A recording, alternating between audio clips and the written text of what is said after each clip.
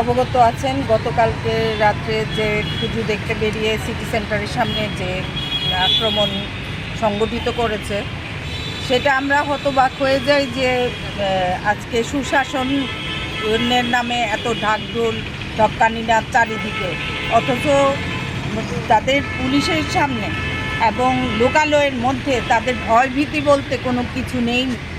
পুজো দেখতে বেরিয়েছে, তাদের সঙ্গে বৎসা, তার মধ্যে বৎসা তো সাধারণ ব্যাপার, তার মধ্যে রক্তাক্ত মহিলার হাজব্যান্ডকে আহত করেছে এবং বাচ্চাকেও তৎসঙ্গে আহত করেছে। মানে এটা কিসের সুশাসন, এটাই আমরা বুঝতে পারছি না। আর আমাদের মাননীয় মুখ্যমন্ত্রী এবং যে সরকারের সমস্ত মন্ত্রীরা পুজো উদ্বোধনে ব্যস্ত, কাপড় বিলিতে ব্যস্ত, কিন্তু তারা এইরকম একটা ঘটনা ঘটে গেছে। যদিও একজনকে অ্যারেস্ট করেছে, কিন্তু তারপরেও আমরা থানায় এসে দেখলাম যে ভদ্রমহিলার হাজব্যান্ডকে আহত করা হয়েছে।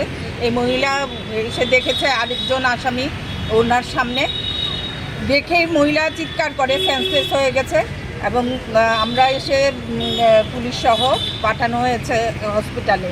কিন্তু মানে এইভাবে যদি আসামিরা চারিদিকে ঘুরতে থাকে তো আমাদের মানে এই রাজ্যের মানুষের নিরাপত্তা কোথায়? আজকে আমাদের মাননীয় মুখ্যমন্ত্রী যে নীরব বেহালা বাজাচ্ছেন, বাঁশি বাজাচ্ছেন, তার থেকেও উপরে উনি চলে গেছেন যে কী সিচুয়েশান এসে দাঁড়িয়েছে। এটা সুশাসন? ধিক্কার জানাই এই সুশাসনকে। আমরা ত্রিপুরা প্রদেশ মহিলা কংগ্রেসের পক্ষ থেকে এটা শুধু আজকের একটা ঘটনা না, এরকম প্রায়ই ঘটে যাচ্ছে। হয়তো থানা অবধিও আসতে পারছে না, এটা আপনারাও জানেন ভয়ভীতির কারণে। ওই তো মহিলা এখন স্টেটমেন্ট কী দেবে, স্টেটমেন্ট দেওয়ার আগেই তো মহিলা অসুস্থ হয়ে গেছে। তাদের ভয়ে মানে এমন ভয় মানুষকে দেখানো হচ্ছে যে তারা নিজেকে প্রশাসনের ঊর্ধ্বে ভাবছে।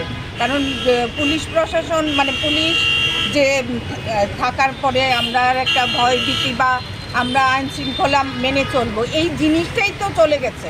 আজকে নিরাপত্তাহীনতায় সমস্ত রাজ্যের মানুষ বসবাস করছে এবং এই অবস্থা বেশি দিন চলতে দেওয়া যায় না।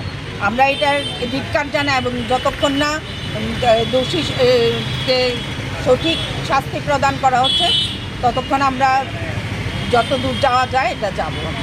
পুলিশ প্রশাসন কী বলছে আমরা তো চেষ্টা করেছি, একজনকে অ্যারেস্ট করেছি, তারা তো তাদের কথা বলবে, তারা কাজ করছে এটা দেখাবে, কিন্তু প্রকৃতি